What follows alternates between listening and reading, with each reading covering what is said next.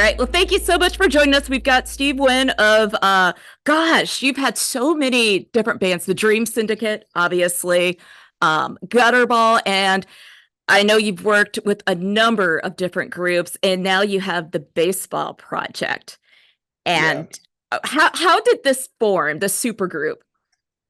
Well, you're right. We all have long histories. Everybody in this band has been out there making records.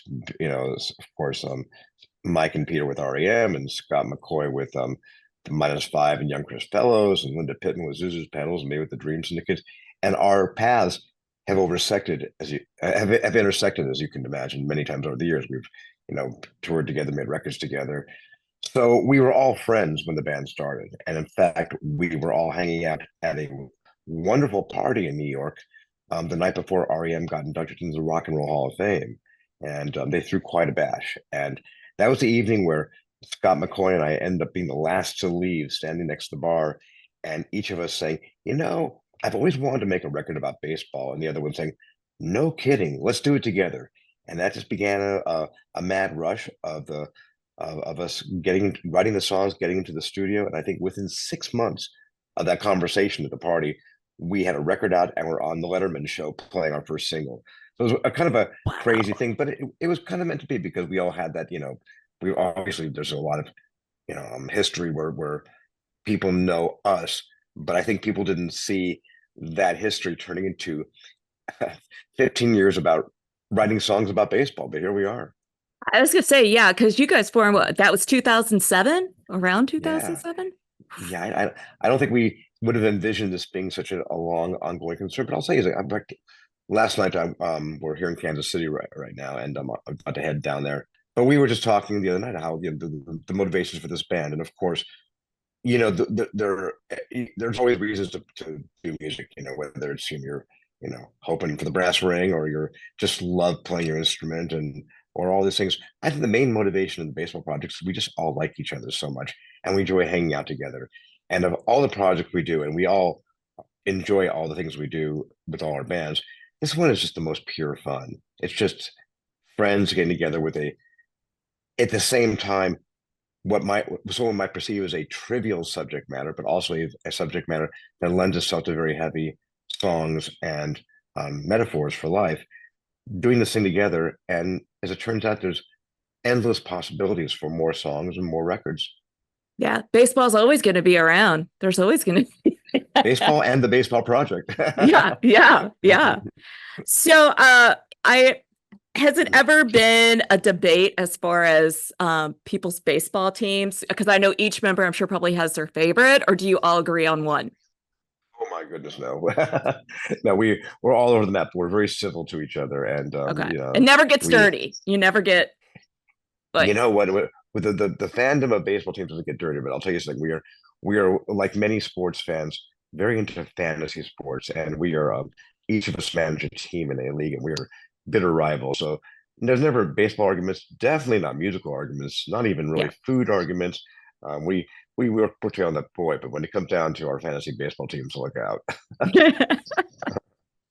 How is it touring with your wife? Because you and Linda are married. So do you guys just enjoy it? It's a great bonding experience. Do you guys ever get sick of each other? Or... Oh, I don't know. not I'm not going not to get you in trouble. no.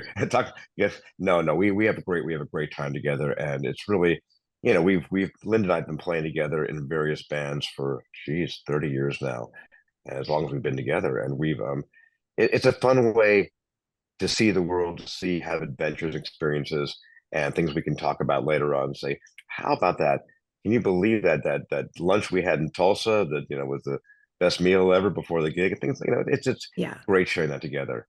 And when when Scott's playing guitar solo, and I turn around and look at Linda during a break, and we kind of smile at each other. It's kind of a thrill. Like, here we are doing our thing. So it's wonderful. Oh, I just want to say she's cool because girl drummers are absolutely awesome. My daughter's one too, and I was like, All oh, right. that's That's so great. cool. That's fantastic. Yeah, and Linda's one of the best, so Yeah, it's yeah. fantastic. So you guys came out with an album last year called Grand Salami Time, right? Is Mm, that 2023? Um, that's right. Is that the album you're touring on now, or are you going to be playing new material? Well, we play, we will definitely play cross section of the four albums we've made, but I find we are actually leaning most heavily on that newest album, and not because there's any mission to push the new record. It's just I think our favorite record we've made. We began the band began at the very beginning as a four piece with me and Linda and Scott McCoy and Peter Buck, and we made our first two albums that way. And Mike Mills, strangely enough, the first show we ever played was this is weird for a band that sings about baseball, but was in a castle in Spain somewhere. Somebody heard that had a band together, and they said, "Well, we love you in Spain. We want to bring you out there and do a show." So at that show, for some reason I can't remember, Peter was unavailable, and Mike filled in. So he was a sub from the beginning, as he said, he was pulled off the bench, to join the team. And we made our third album a couple of years, about 7 years back, called Third, and Mike officially joined the band. And the two records we made with Mike as a five piece, the Third and the new Grand Salami Time, has become the way we envision the band. That's the band you'll see at Cain's. That is a five Yeah. piece band, three guitars, and just a wall of sound and a lot of variety and a lot of different shapes we can bring to the music. So that I think that we are most excited to go on stage and play those newer songs because that's Yeah. the band that we're taking on tour. Right. Well, and just listening to your album, I love hearing all the influences because each of you have had so much experiences, and you've got your own style developed, and to hear those come together, yeah, it's amazing.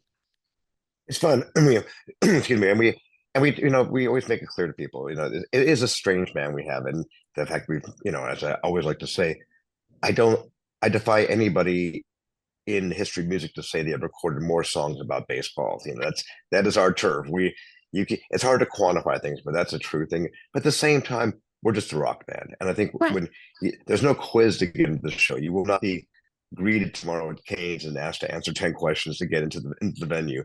It really works whether you like baseball. Of course, if you like baseball, you'll get the references.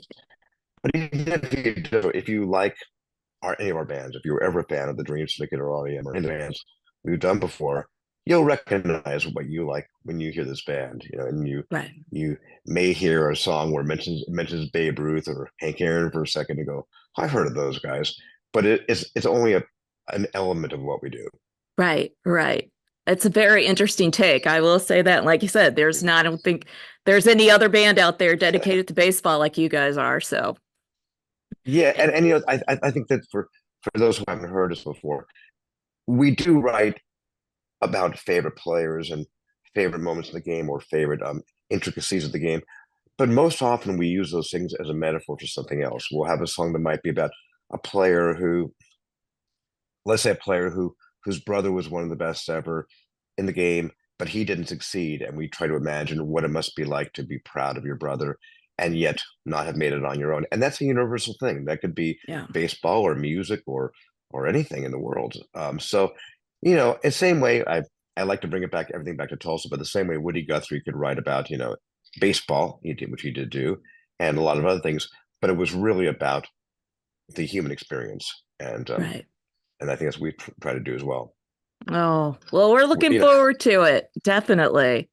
so are we. I mean, I have to say, the time Linda and I spent in Tulsa last November, and how nice everybody was, and all the excitement, and all the history there, and the great architecture, and then we Yeah. actually got into town on the first day and looked at on a website to see what's happening in Tulsa, and there was a Horton Records chili cook-off at Cain's. We said, well, that's how we're going to start our trip.